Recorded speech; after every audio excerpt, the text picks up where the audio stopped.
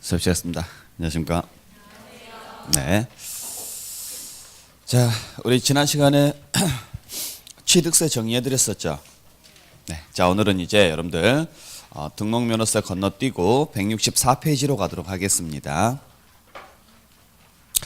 자, 164페이지에 보시게 되면은 제3장에 재산세가 나와 있죠. 자, 지금부터 재산세를 간단하게 정리해 볼 건데, 자, 우리 재산세 취득할 때 내는 세금이 취득세 등록면허세였다면 이제 보유 중에 내는 세금이 뭐예요? 재산세와 종합부동산세예요.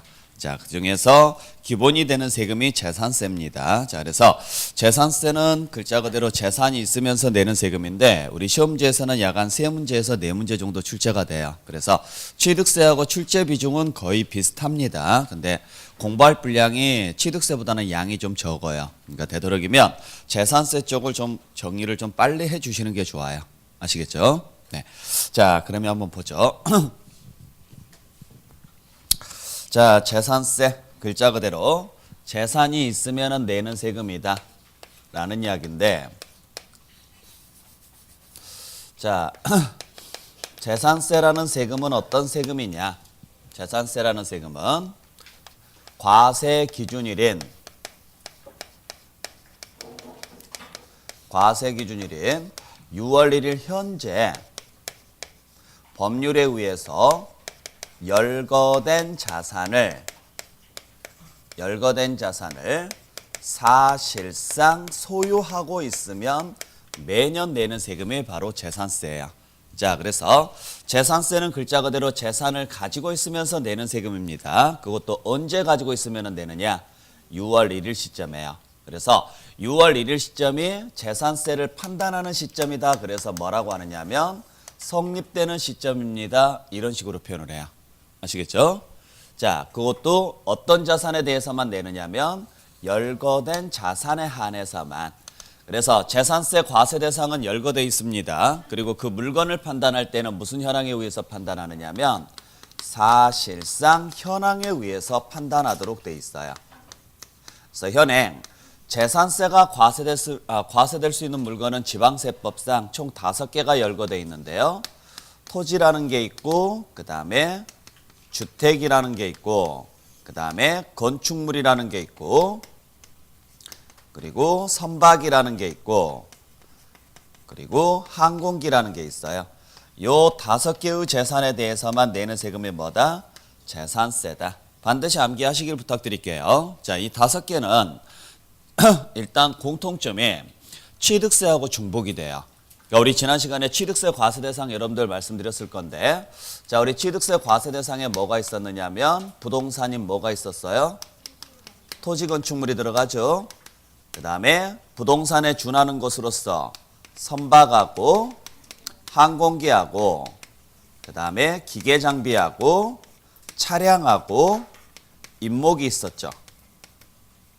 그 다음에 권리에서 취득세가 나올 수 있는 권리 3가지가 있었죠. 광어회가 있었어요. 그래서 광어권과 어업권과 회원권의 종류는 몇 개가 들어가고 5개.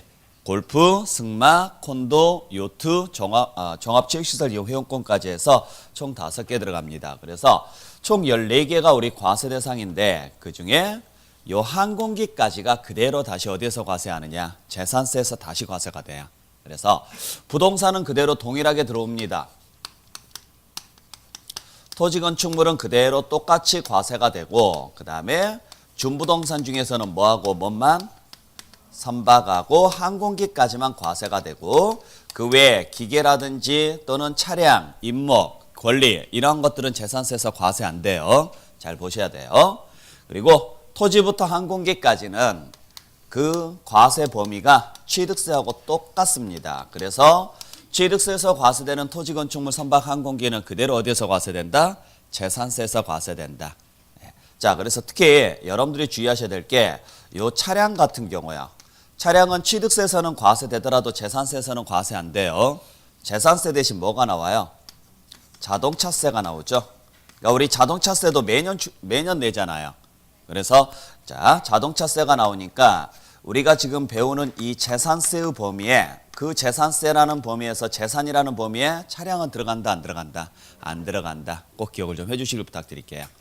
자, 그래서 우리 토지란 무엇을 말했었느냐? 토지란 모든 토지가 다 들어간다 그랬었죠? 즉, 지적공부상 등록 대상이 되는 토지뿐만 아니라 그 밖에 이용되고 있는 무슨 토지까지? 사실상 토지까지 다 포함해서요. 즉, 지목 28개뿐만 아니라 지목이 없는 토지도 다 포함해서 그 다음에 건축물이란 건축법에서 규정하고 있는 건축물과 토지에 정착하거나 지하 또는 다른 구조물에 설치하는 레저시설, 저장시설, 독후시설 이러한 것들까지 다 포함해서요. 그러니까 취득세에서 과세되는 토지 건축물은 그대로 다시 어디에서 과세된다? 재산세에서 과세된다 그렇게 보시면 돼요. 그래서 지붕이 있는 것뿐만 아니라 지붕이 없는 것들도 그대로 재산세에서 냅니다. 다만 요 토지 건축물의 범위 안에 무엇은 제외하느냐면 주택은 빠져요. 따로 과세할 거니까. 그래서 주택이란 무엇을 이야기하느냐면 주거용 건축물을 주택이라고 하고 요 주택에 한해서만 토지를 포함해서 과세하도록 돼 있어요. 유일하게요. 그래서 원래 부동산은 토지 건물 구분해서 과세하는 게 원칙인데 오직 뭐에 한해서만? 주택에 한해서만 합산해서 과세합니다. 아셨죠? 그 이유는 좀 이따 말씀드릴 건데, 자, 우리가 보통 부동산이라고 이야기하면 뭘 이야기해요? 토지하고 건축물을 우리가 보통 부동산이다라고 이야기를 해요. 이걸 부동산이라고 하는데 이게 무슨 용도로 이용되느냐에 따라서 이름은 천차만별이죠. 학원이다, 병원이다, 식당이다, 상가다, 뭐 여러 가지로 우리가 표현할 수 있을 거예요. 근데 어떤 용도로 이용되든지 간에 관계없이 건물분 재산세하고 토지분 재산세는 따로따로 내는 게 원칙이에요. 근데 유일하게 그 부동산이 무슨 용도로 이용되면 주거용으로 이용됐을 때 한해서는 토지 건물을 묶어서 과세하도록 돼 있어요. 그래서 이걸 토지다 건물이다라고 표현할 수 없어서 그냥 용도로 표현하는 거예요. 그래서 부동산은 재산세가 세 종류로 나누어집니다. 토지분 재산세, 건물분 재산세, 주택분 재산세. 그래서 부동산을 딱 두 개로 나누세요. 주택이냐 아니냐. 그때 주택이면 그냥 토지 건물 합쳐서 무슨 재산세가? 주택분 재산세가. 주택이 아니면 무조건요. 토지분 재산세, 건물분 재산세 두 개로 나누어서 온다. 그러면 우리 학원 건물 같은 경우는 주거용이 아니에요? 아니죠. 그러니까 토지분하고 건물분이 따로 나오겠죠. 항상. 무슨 말인지 아셨죠? 그 정도만 알고 계시면 돼요. 자, 그래서 여기까지가 우리 과세 대상인데 이때 한 가지 알고 계셔야 될 게 우리 지방세는 항상 뭐별로 과세하는 게 원칙이냐면 물건별로 과세하는 게 원칙이에요. 그래서 주택은 주택별로 과세합니다. 건축물도 당연히 뭐별로 과세하느냐? 건축물별로 과세하는 게 기본이고요. 지방세는 다 그래요. 선박도 당연히 선박별로, 항공기도 당연히 항공기별로 과세가 돼요.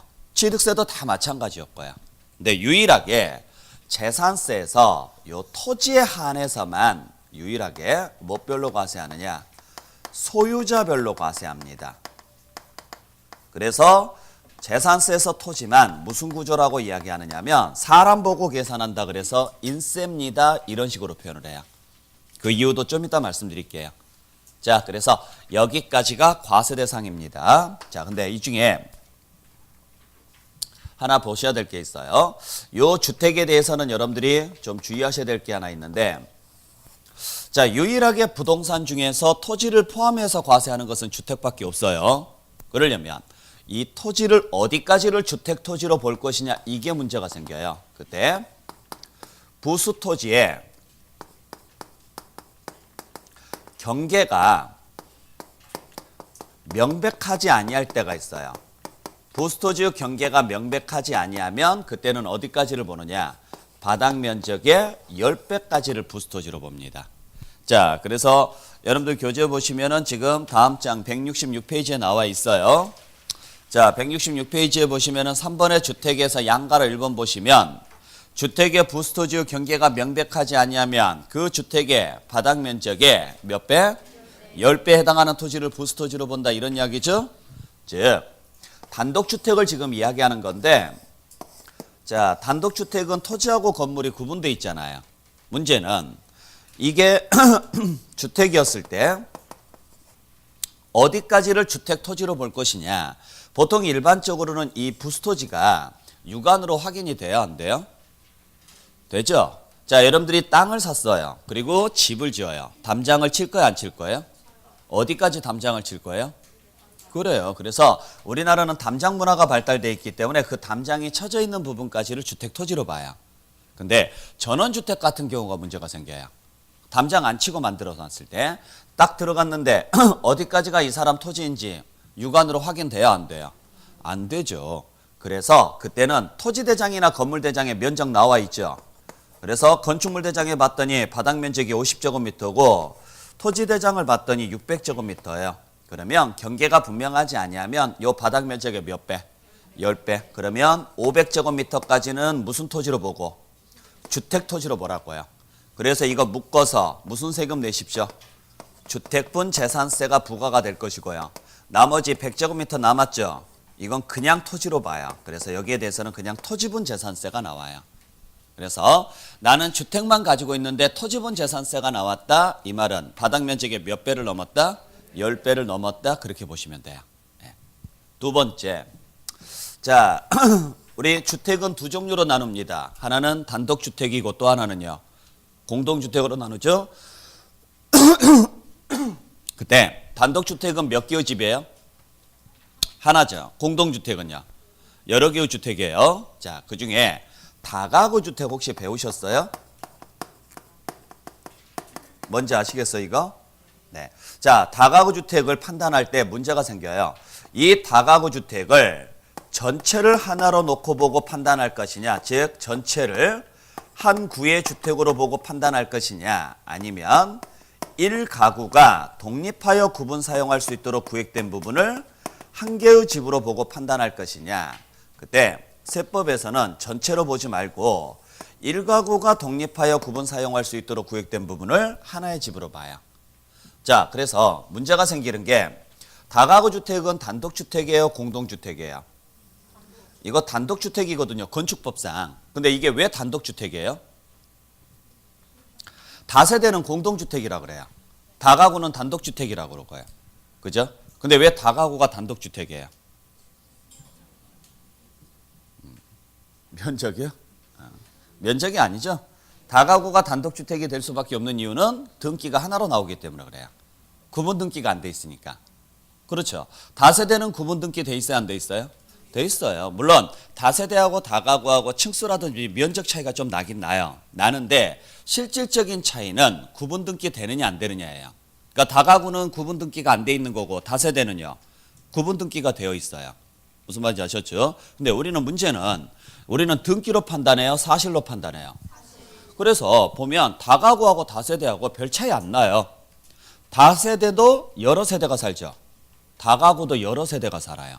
그러니까 다가구를 세법 측면에서 바라보니까 다세대하고 차이가 나는 게 없어요. 면적 차이 외에는요. 실제 생활 공간이 하나예요, 여러 개예요? 그래서 다가구도 세법에서는 실제 공간으로 따지자. 그래서 하나의 집으로 보지 말고 여러 개의 집으로 봐라. 이렇게 돼 있어요. 그러니까 다가구도 무슨 주택으로 보시라고요? 다세대 주택으로 보시라고요. 다주택으로. 그러면 재산세에서는 뭐 별로 과세한다 그랬으니까? 주택별로. 그러면 이걸 하나로 보지 말고 그 한 가구가 하나의 집으로 봐라. 한 가구를. 그러면 이게 하나만 있는 게 아니라 여러 개가 있죠. 그래서 여러 채의 집으로 보세요. 이런 이야기예요. 자, 그래서 예를 들어서 3층짜리 건물이 있더라. 계단이 있고 1층, 2층, 3층에서 1층이 101호, 102호, 2층이 202호, 202호, 3층이 301호로 돼 있는 다가구가 있다.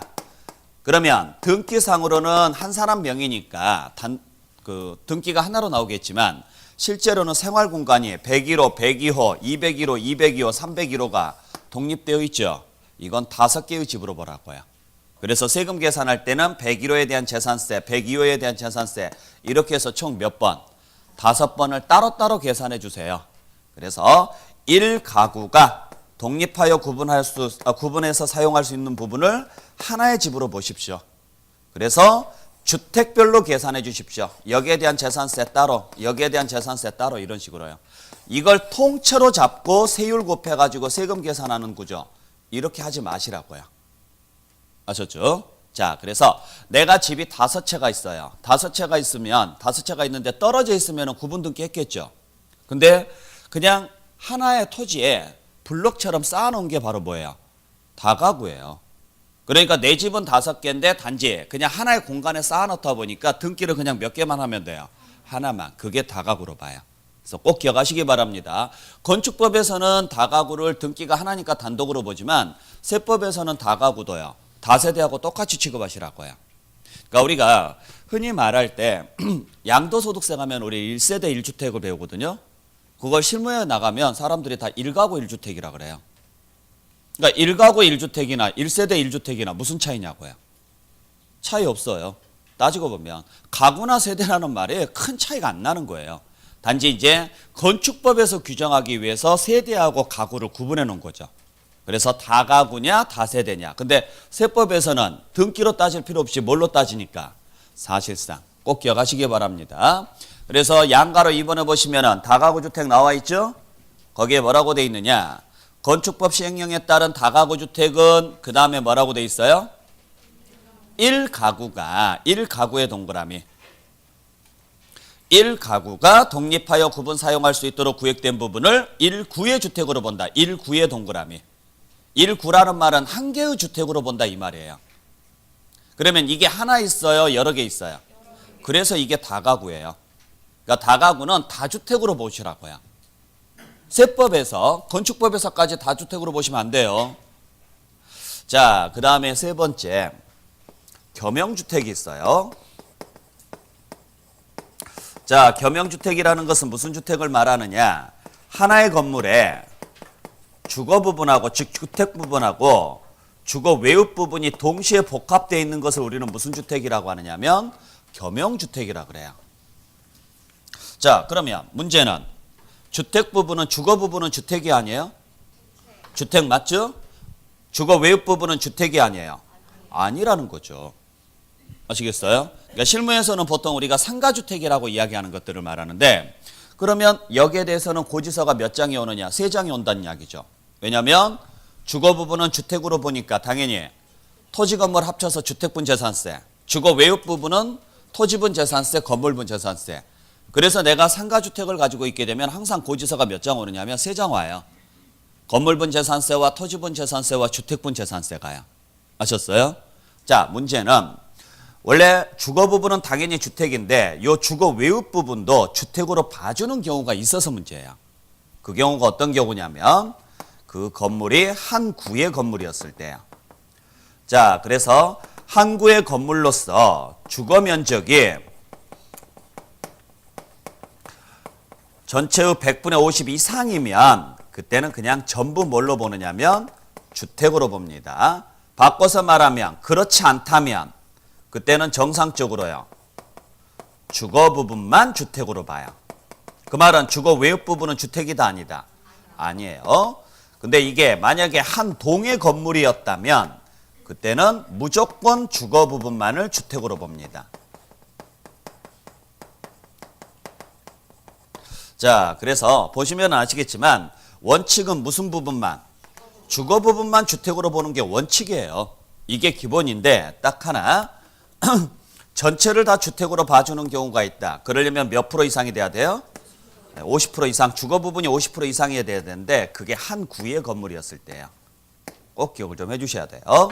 자, 그래서 예를 들어서 이런 경우를 하나 보면 되죠. 예를 들어서 내가 근생지역에 근린상가지역에 3층짜리 건물을 하나 가지고 있어요. 그러면 보통 근생지역 같은 경우는 1층을 뭘로 뺄 거냐면 보통 상가로 많이 뺄 거예요. 임대를 낼 거니까. 그리고 2층을 보통 주택 등으로 빼겠죠. 이런 경우 많이 봤죠? 그죠? 자, 그랬을 때 요게 무슨 주택이에요? 요게 겸용주택이에요, 요게. 근데 요 상가 공간하고 주택 공간하고 독립돼 있어 안 돼 있어요? 독립돼 있죠. 이렇게 독립된 공간이 여러 개 묶여 있는 걸 동이라 그래요, 동. 그러니까 아파트 동처럼 생각하시면 돼요. 그러면 3개 층 중에서 2개 층이 주택이니까 50% 이상이 아니에요? 그래도 그냥 상가는 상가, 주택은 주택이라고요.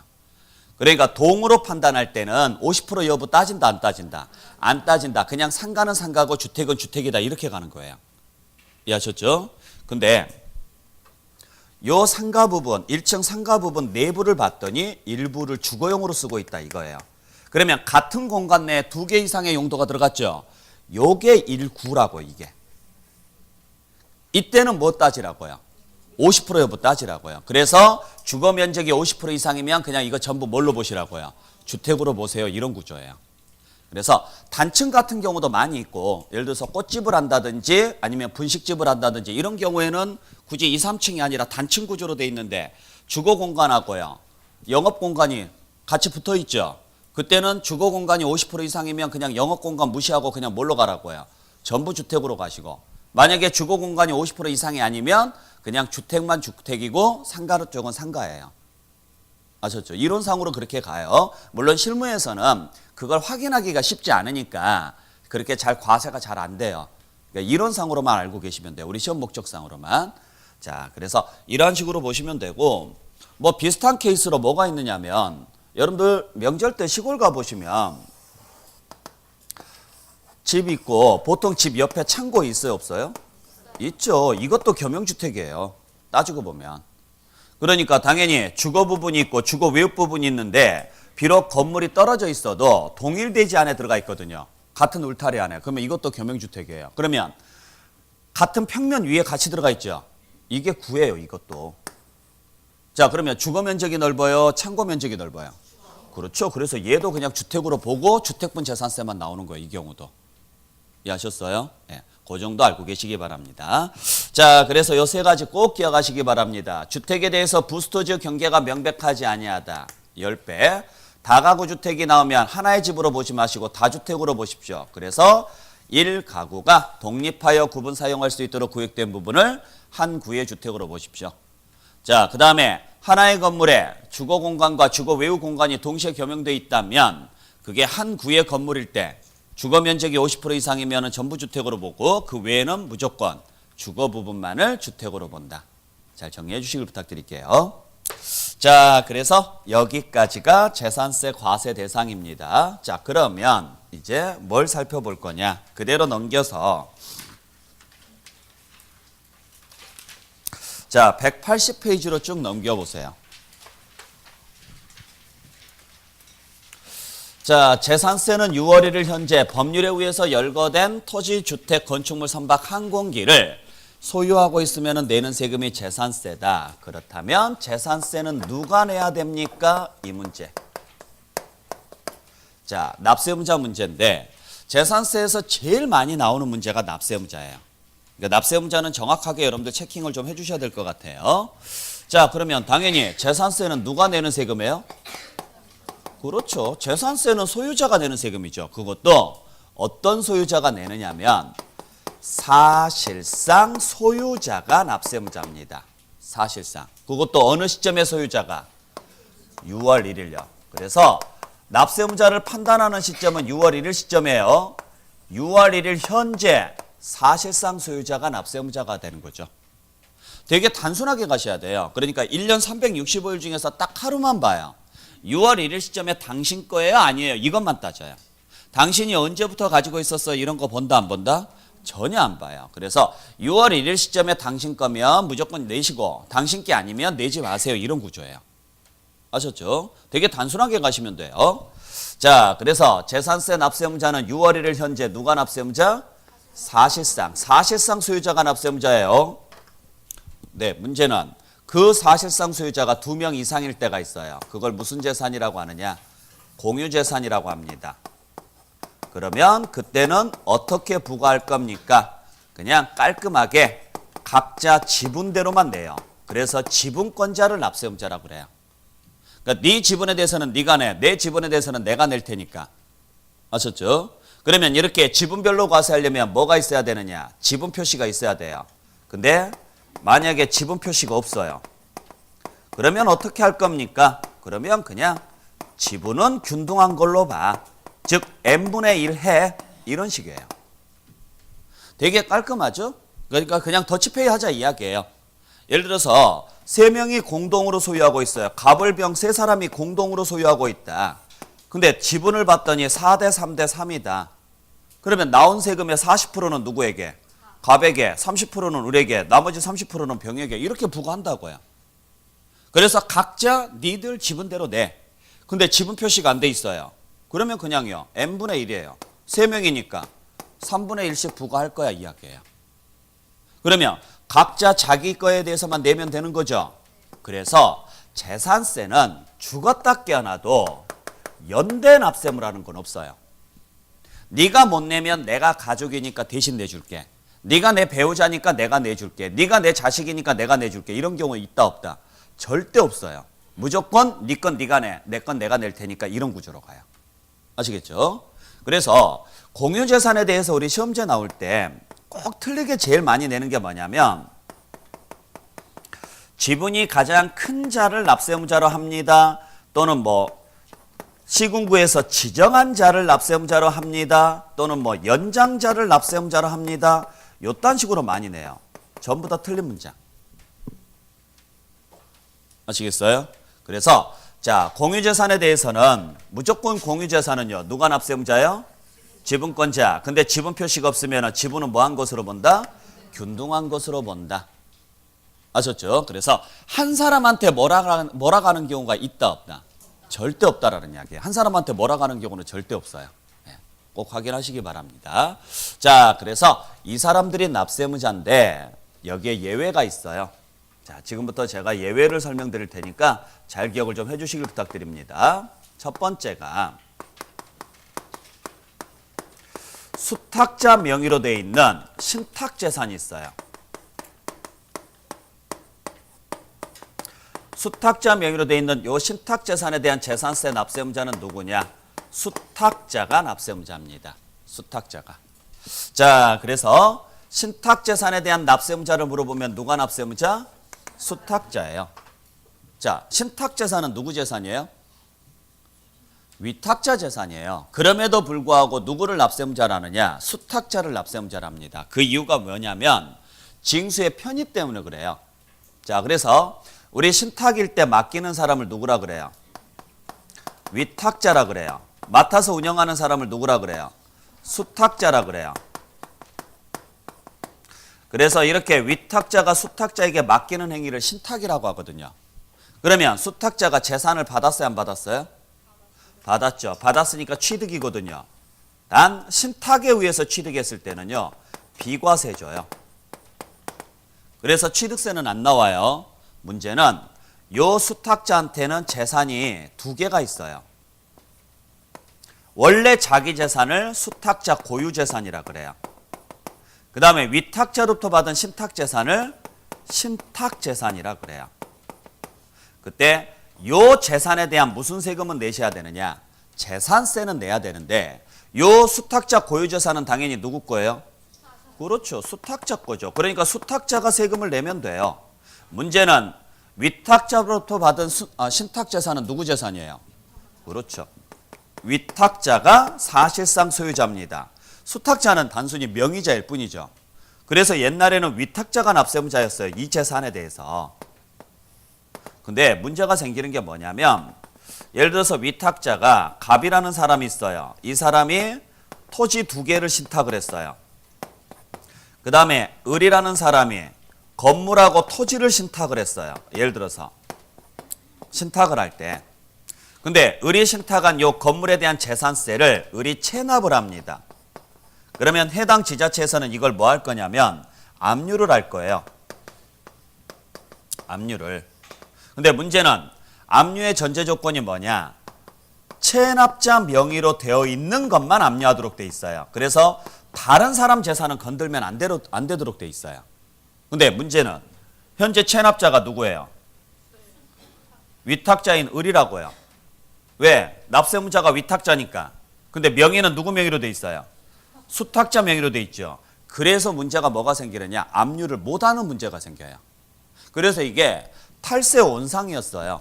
예를 들어서 내가 세금을 안 내서 내 재산이 압류가 들어올 것 같아요. 그러면 내가 이걸 대한투자신탁에서 신탁을 걸어버려요. 그러면 명의가 신탁회사 명의로 넘어갔죠. 그러면 그 재산은 압류가 안 돼요. 왜? 내 명의로 안 돼 있으니까. 체납자는 나고 명의는 신탁회사 명의로, 즉 수탁자 명의로 넘어가 있으니까. 그래서 내 재산을 지킬 수 있고 지자체에서는 세금을 못 걷어요. 이게 논란이 되게 많았었어요.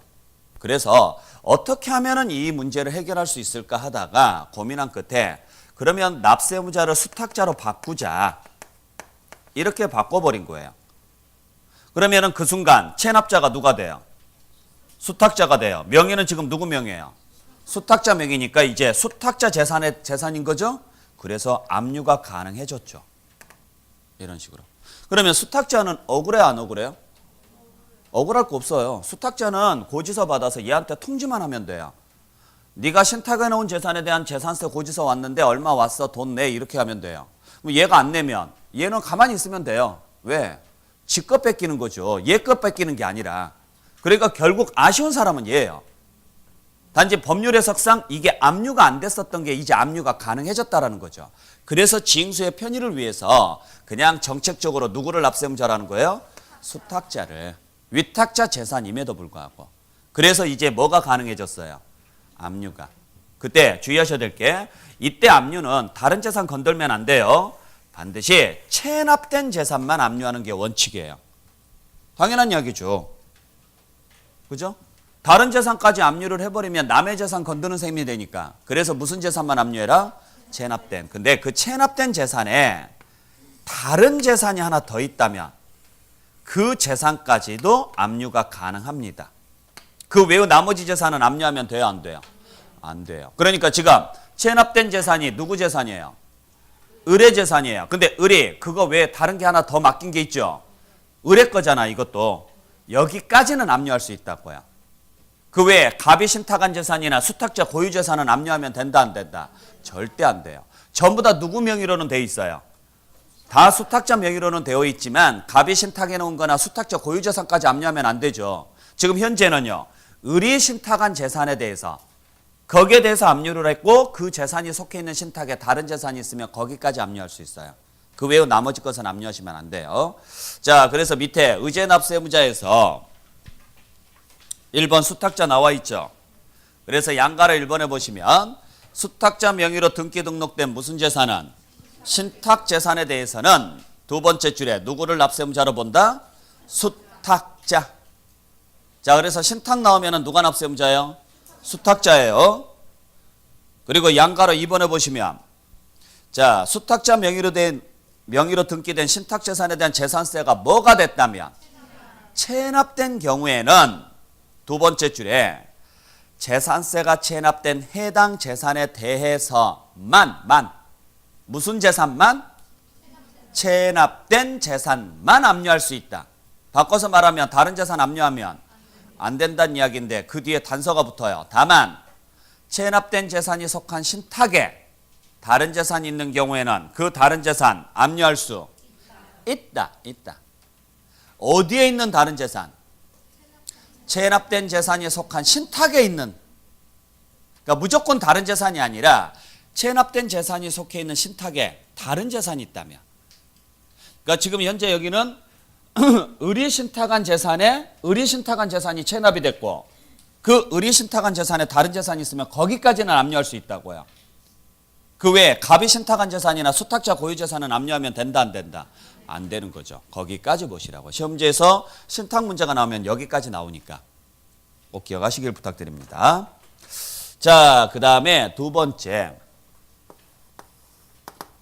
자, 우리가 나중에 여러분들이 공법 시간에 도시개발법을 배우시면 환지 방식을 배울 거예요. 그때 환지되지 않고 남아있는 토지가 있어요. 그걸 뭐라고 하느냐면 채비지나 보류지라 그래요. 이건 기존 소유자에게 돌려주지 않고 누가 가지고 있느냐면 사업시행자가 가지고 있기 때문에 사업시행자를 납세의무자로 합니다. 자, 그래서 채비지 보류지가 나왔다. 그때는 누가 납세의무자? 사업시행자. 그 다음에 세 번째. 자, 소유권 변동 사유가 발생을 했어요. 자, 소유권 변동 사유가 발생했다는 이야기는 매매 등의 사유가 발생했다는 이야기거든요. 그 결과 6월 1일 현재 사실상 소유자와 공부상 소유자가 달라질 때가 있어요. 그때는 누가 납세의무자가 되느냐? 이때는 당연히 사실상 소유자가 납세의무자입니다. 뭐 달라질 수는 있죠. 달라질 수는 있다고 해서 공부상 소유자한테 고지서 보내면 돼요, 안 돼요? 안 되죠. 그래서 당연히 누구한테 고지서 보내야 돼요? 사실상 소유자한테 고지서를 보내야 되는데 단 이 사실을 뭐 하지 않았느냐면 신고를 안 해요. 그래서 해당 관할관청에서 거래된 사실을 몰라요. 그러므로 인해서 누가 확인이 안 되느냐? 사실상 소유자가 확인이 안 됩니다. 이때 한해서는 누구를 납세의무자로 하느냐? 공부상 소유자를 납세의무자로 해요. 자, 그래서 공부상 소유자가 납세의무자가 되는 경우가 있다, 없다? 있다. 그러려면 단서조항에 뭐 하지 않았어야 되느냐? 신고하지 않았어야 돼요. 신고하지. 그러니까 구청에서는 매매된 사실을 알아요, 몰라요? 모르는 거예요. 몰라서 이미 지금 소유권이 넘어갔단 말이에요. 그러니까 여러분들이 저한테 팔았어요. 그러면 사실상 소유자는 저잖아요. 근데 이걸 아무도 몰라요. 우리 둘 다 신고를 안 하다 보니까. 거래된 사실을 몰라요, 구청에서. 그러면 대장에는 여러분들 이름으로 남아있겠죠. 여러분들한테 고지서 보낸다고요. 무슨 말인지 아셨죠? 자, 그때 꼭 하나 주의하셔야 될 것은 요 단서가 들어가야 돼요. 뭐 하지 않았다고요? 자, 그러면 신고하지 않았다 이 말이 없어요. 그렇다고 해서 신고했다 이 말도 없어요. 그러면 신고가 된 걸까요? 안 된 걸까요? 무조건 된 거예요. 그러니까 항상 법이라는 걸 만들 때는 우리가 대화도 마찬가지예요. 기준을 먼저 잡아요. 그걸 원칙이라 그래요. 그렇죠? 그리고 그게 안 될 때 예외를 잡아요. 그러면 보통 단서는 원칙의 단서가 들어가요? 예외가 단서가 들어가요? 그렇죠. 예외가 단서가 들어가죠. 그러니까 예를 들어서 여행 가자고 했어요. 그래서 다 여행 가는 걸로 했어요. 자, 됐죠? 그러면은 대화를 할 때 이럽니다. 근데 만약 그때 배가 안 뜨면 어떡하지? 뭐 이런 식으로 해요. 그러니까 당연히 가는 걸로 했으면은 예외는 뭐예요? 못 가면 어떡하지예요. 근데 아예 처음부터 갈 생각이 없었고 뭐 시간도 안 맞아요. 그러면은 반대로 이야기할 거야. 만약 우리 시간이 돼서 가게 되면 이렇게 가요. 이해하셨어요? 그러니까 여기서 단서는 뭐 하지 않았다면 그러면 대부분은 다 뭐가 됐을 거라는 이야기예요. 그렇죠. 그러니까 신고된 게 기본이니까 뭐 그런가 보다 해요. 근데 예외가 그러면 만약에 신고 안 됐으면 모르는 거 아니냐. 그때는 누구한테 고지서 보내야 돼? 그냥 공부상한테 보내 이런 이야기예요. 그럼 보세요. 이 말이 없어요. 이 말이 없이 그냥 소유권 변동 사유로 인해서 사실상 소유자와 공부상 소유자가 달라졌다고 나와요. 다르다. 그때는 누가 납세의무자? 사실상이에요. 다른 경우는 사실상이에요. 여러분들 다르다라는 표현은 비교 대상을 알 때 쓰는 거예요? 모를 때 쓰는 거예요? 그렇죠. 알 때 쓴다고요. 그러니까 다르다라는 표현을 썼다는 이야기는 공부상 소유자 외에 사실상 소유자를 알고 있어요? 모르고 있어요? 알고 있으니까 다른 거예요. 그러면 당연히 안다면 누구한테 고지서 보내야 돼요? 그렇죠. 그래서 소유권 변동 사유로 인해서 공부상 소유자와 사실상 소유자가 달라진 경우에는 공부상 소유자로 한다 그러시면 안 된다고요. 달라졌다는 이야기는 알고 있다는 이야기니까. 대신 공부상 소유자가 나오려면 앞에 무슨 단서가 붙어야 돼요? 그렇죠. 자, 이와 비슷한 제도가 하나 더 있어요. 개인 명의로 돼 있는 종중재산이 있어요. 누구 거예요? 종중 거예요. 근데 명의를 누구 명의로 해놓은 거예요? 개인 명의로 해놓은 거예요. 그러면은 재산세 고지서는 누구한테 보내야 돼요? 당연히 사실상 소유자인 누구한테 보내야 돼요? 종중한테 보내야 된다고요. 원칙이라고 이게. 그러니까 개인 명의로 되어 있던 상관없다고요. 그러니까 공부상 소유자가 누구예요? 개인인 거예요. 사실상 소유자는요? 종중이에요. 그러면 고지서는 당연히 누구한테 보내야 돼요? 그렇죠. 종중한테 보내는 게 맞죠. 맞죠? 그런데 역시 이 사실을 신고하지 않아요. 그래서 관할관청에서 사실상 소유자를 몰라요. 그때는 누구한테 고지서 보낸다고요? 그렇죠. 그때는 그 공부상 소유자인 개인한테 고지서 보냅니다. 이런 구조예요. 역시 무슨 단서가 붙어야 돼요? 신고하지 아니하여 이 단서가 붙어야 돼요. 자, 그래서 둘 다 공통점이 뭐냐면 3번하고 4번의 공통점이 사실상 소유자와 공부상 소유자가 다르다라는 거예요. 그러면 당연히 누구한테 고지서 보내야 돼요? 사실상한테 보내야 되는데 공부상한테 고지서를 보내는 경우가 있다. 그러려면 단서가 뭐가 붙어야 돼요? 그렇죠. 신고하지 않았다라는 단서가 꼭 붙어야 돼요. 달라졌다라는 사실을 신고하지 않았다고요. 그러면 구청에서는 안다 모른다? 모른다. 꼭 기억하시고. 자, 그 다음에 상속이 개시가 됐어요. 상속이 된 재산에 대한 재산세는 누구한테 고지서 보내야 될까요?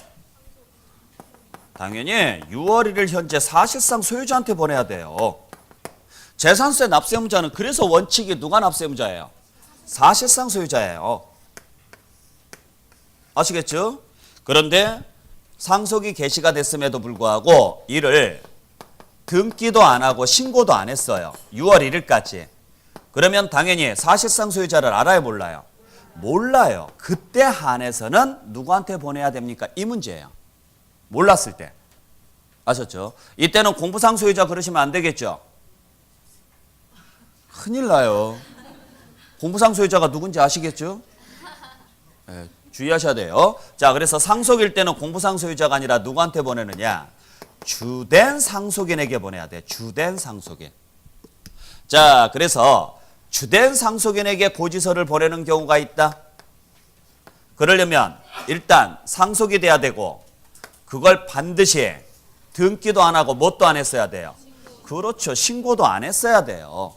그래서 6월 1일 시점에 소유자를 몰라야 돼요. 이해되셨죠?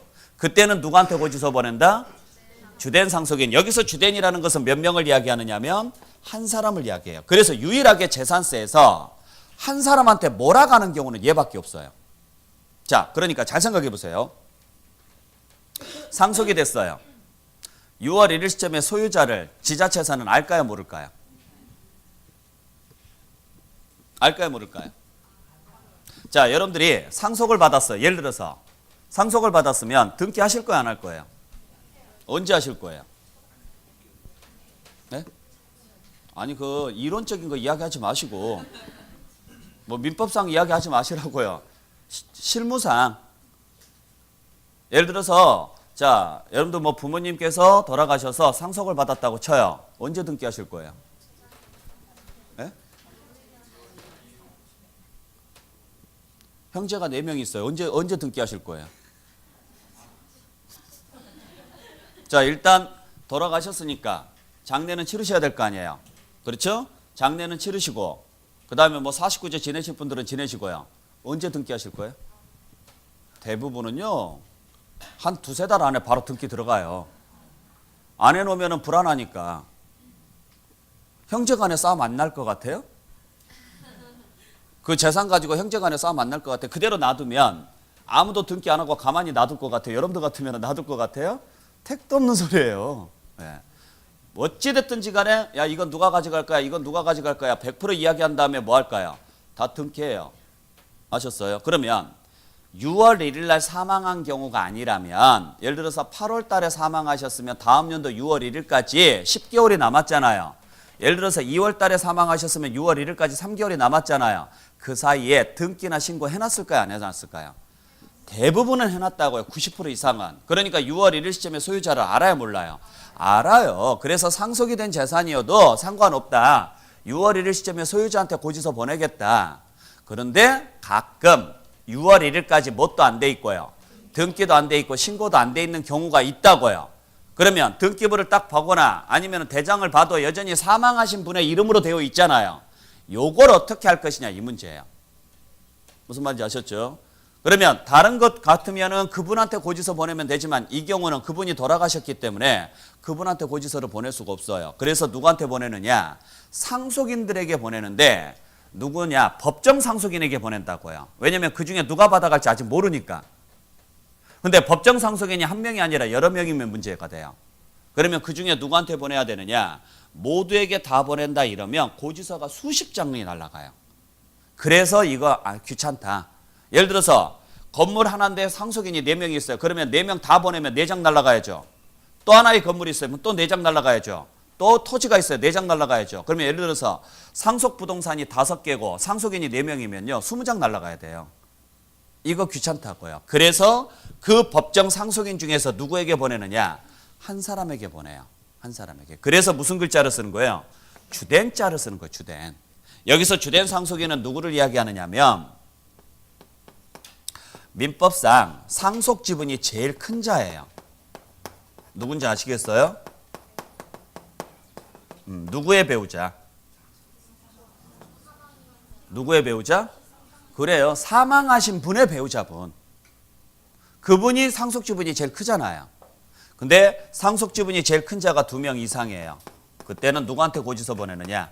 연장자에게 보내요. 이건 무슨 말인지 아시겠어요? 상속지분이 제일 큰 자가 2명 이상이라는 거?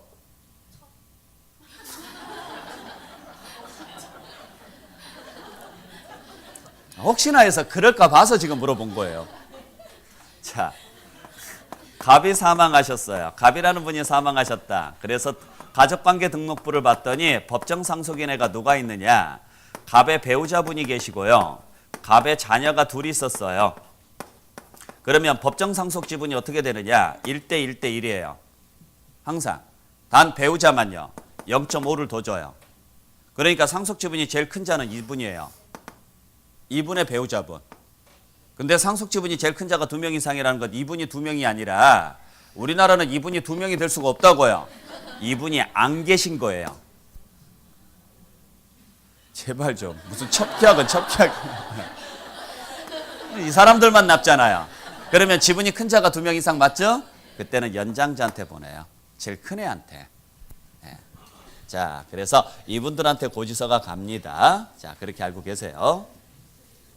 자, 그래서 자, 요 세 개는 다 공통점이 있죠. 이 세 개는 다 공통점이 있죠. 네. 사실상 소유자를 몰라야 돼요.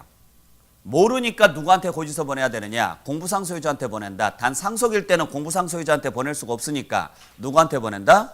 주된 상속인에게 보낸다.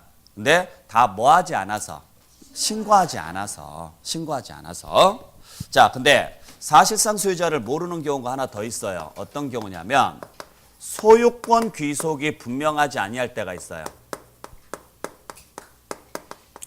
소유권 귀속이 분명하지 않아요. 그래서 사실상 소유자를 몰라요. 그때는 누가 납세의무자냐면 사용자가 납세의무자예요. 자, 잘 기억하셔야 돼요. 그래서 이제 사용자를 납세의무자라는 경우가 있다. 그러려면 단서조항에 뭐가 붙어야 되느냐? 귀속이 분명하지 아니하여. 그래서 여러분들이 특히 주의하셔야 될 게 요 사용자가 되는 경우하고 공부상 소유자가 되는 경우를 정확하게 구분을 좀 해주셔야 돼요. 자, 그래서 다시 한번 정리하면 이런 이야기입니다. 우리는 어느 시점으로 판단한다? 6월 1일로 판단하는데 6월 1일 시점에 소유자라는 사람이 있고 사용자라는 사람이 있어요. 보통은 이 두 사람이 같은 동일 인물일 거예요. 근데 가끔 다를 때가 있죠? 어떤 경우인지 아시겠죠? 임대차. 그러면 임대차 같으면 소유자는 건물주고 사용자는 누구예요? 임차인이 되겠죠. 다시 소유자는 두 사람이 존재해요. 사실상 소유자가 있고 공부상 소유자가 있어요. 그러면 보통의 경우에는 동일 인물이겠죠. 근데 아까 소유권 변동이 발생하면 이게 뭐 할 수도 있어요? 달라질 수도 있다고요. 자, 그랬을 때 세 사람이 존재하는 거예요. 실제 소유자, 공부상 소유자, 즉 대장상 소유자, 사용자. 일반적으로 보면은 이 세 사람이 한 동일 인물이에요. 내 거고 내 거니까 장부에도 내 이름으로 돼 있고 내 거니까 내가 사용하겠죠. 근데 세 사람이 다 달라질 수도 있다고요. 실무적으로. 그럴 때는 누구를 납세의무자로 할 거냐, 누구한테 고지서 보낼 거냐 이걸 잡아야 되는데 얘를 일단 원칙으로 잡아놨다고요. 왜냐하면 사실주의가 원칙이니까. 그래 놓고 나서 예외를 잡은 거예요. 그러면 얘 모르면 어떻게 할래? 이제 이 문제예요. 그러면 얘 모르면 얘한테 보내든지 얘한테 보내면 되지. 이제 이렇게 간 거죠. 그러면 얘한테 공부상 소유자한테 보낼 때는 어떤 경우냐? 뭐 하지 않았을 때? 그렇죠. 신고하지 않았다면. 그러니까 그 말은 무슨 말이냐면 사실상 소유자가 있고 공부상 소유자가 있는데 달라요. 무슨 이유 때문에 달라졌어요? 소유권 변동 사유 때문에 달라졌든 아니면 개인 명의로 돼 있는 종중재산이든 이런 사유로 인해서 달라졌어요. 그런데 그 사실을 신고했어요? 안 했어요? 안 했으면 누구를 몰라요? 사실상 소유자는 모르는데 대장에는 표시돼 있어 안 돼 있어요? 그러니까 걔한테 가라고요. 근데 대장에도 표시가 안 돼 있으면 누구한테 가냐 이 문제예요. 그때는 사용자한테 가라고요. 그걸 귀속 자체를 아예 확인할 수 없다 그래서 귀속이 분명하지 아니하여 이렇게 가요. 그러니까 여러분들 TV에서 보면은 그 나는 자연이다 나오죠? 봐요? 제가 제일 좋아하는 프로 중에 하나인데 예. 그분들 재산세 낼까요 안 낼까요? 아니 그러니까 낼까요 안 낼까요? 내야죠가 아니라 내야 되는 건 당연한 거예요. 그렇죠? 세금은 대한민국 국민은 다 내야 돼요. 근데 다 내지는 않잖아요. 자, 그러니까 그분들은 재산세 낼까요, 안 낼까요? 안 내요. 왜냐면 그분들이 물론 내시는 분도 계실 거예요. 계실 건데 대부분은 그게 다 무허가예요. 그러니까 소유자 표시도 안 돼 있는 거예요. 당연히. 그죠? 그리고 원래는 과세를 그래도 과세를 해야 돼요. 이제 그런 경우 즉 대장에도 표시가 안 돼 있고 등기부에도 안 나와 있어요. 그러니까 공부상 소유자 자체도 확인이 안 되는 거예요. 그때는 현재 그걸 사용하고 있는 사람한테 부과한다 이 소리예요. 그래서 부과를 해야 되는데 해당 지자체 직원이 거기까지 들어가는데 하루 걸려요. 못 나와요. 그래서 그냥 실무적으로는 잘 부과가 안 되죠. 그래서 그냥 깊은 산속에 있는 것에 대해서는 고지서가 잘 안 가요. 오히려 고지서 보내는 비용이 더 많이 걸리거든요. 그렇죠? 예, 그래서 잘 안 가긴 하는데 그때는 누가 납세무자? 사용자. 자, 그래서 단서 조항을 잘 보시라고요. 신고하지 아니하여가 나오면 누가 나와야 되고 공부상 소유자. 귀속이 분명하지 아니하여가 나오면 사용자가 나와야 된다. 꼭 기억을 좀 해주시길 부탁드립니다. 자, 그 다음에 7번째. 연부로 취득했을 때 그 연부기간 중에는 누가 납세무자냐면 사실상 소유자인 매도 계약자가 납세무자예요. 여러분들 연부라는 말이 무슨 말인지 아시겠어요? 할부에 할부. 할부를 연 단위로 할부하면 연부라 그래요. 그러면 연부로 취득을 했다. 예를 들어서 3년 연부, 5년 연부 이런 식으로 취득하는 걸 연부라고 하거든요. 자, 연부로 취득을 했다. 그러면은 아직 잔금 치렀어요, 안 치렀어요? 안 치렀어요. 잔금 안 치렀으니까 누구 재산이에요? 그렇죠. 그래서 매도자가 납세무자라고요. 고지서는 누구한테 보낸다고요? 매도자한테 보낸다 이야기예요. 아시겠죠? 그래서 연부로 거래하더라도 당연히 사실상 소유자인 누가 납세무자냐면 매도자가 납세무자인데 문제는 단서가 있어요. 다만 국가 등으로부터 연부로 취득을 하거나 또는 뭐 선수금만 주고 취득을 했을 경우 그로 인해서 연부기간 중에 사용료가 무상이면 매도자 재산임에도 불구하고 누구를 납세무자로 하느냐면 매수자를 납세무자로 해요. 자, 그래서 국가 연부 무상 또는 국가 선수금 무상이라고 나와요. 그때는 누가 납세무자? 매수자, 매수 계약자라고도 이야기를 해요. 아셨죠? 네. 다른 말로 해서 받은 자라고도 이야기합니다. 이 사람이 납세무자다. 자, 그래서 무슨 이야기냐면 자, 연부계약을 체결을 해요. 연부계약을 체결을 하면서 3년 연부계약을 체결해요. 즉 3년간 할부로 사겠다 이 소리예요. 그러면 1회 연부금, 2회 연부금, 3회 연부금 어쩌고 저쩌고 해서 마지막 뭐 치를 거냐? 잔금을 치를 거예요. 아셨죠? 자, 그러면 문제는 실제 소유권은 언제 넘어가요? 그렇죠. 잔금 치러야 소유권이 넘어가겠죠. 그러면 잔금 치르기 전까지는 누구 재산이냐고요? 매도자 재산이라고, 매도자 거. 근데 연부로 샀다는 이야기는 언제부터 사용하겠다는 이야기예요? 계약하면서부터 사용하겠다는 이야기죠. 여러분들이 자동차 할부로 사는 거하고 똑같아요. 그러니까 사용은 이미 누가 하고 있는 거예요? 매수자가 하고 있는 거예요. 그러니까 문제가 생기는 거죠. 이 3년이라는 기간 동안에 소유자는 누군데? 매도자인데 사용은 누가 하고 있는 거예요? 그러면 재산세는 누구한테 고지서 보내야 되느냐 이거예요. 당연히 누구한테 보내야 돼요? 소유자한테, 매도자한테 보내라고요. 매도자한테. 매수자한테 보낼 이유가 없잖아요. 아니 임대차 계약에서 건물주한테 고지서 보내야 돼요? 임차인한테 고지서 보내야 돼요? 그 이야기라고요. 그러니까 고지서는 얘한테 보내는 거 얘한테. 그래놓고 네 돈으로 내든 얘한테 받아서 내든 그건 네가 알아서 할 일이라고요. 무슨 말인지 아셨죠? 그래서 연부로 계약을 하더라도 상관없다. 사실상 소유자가 납세무자니까 당연히 누구한테 고지서 보낸다?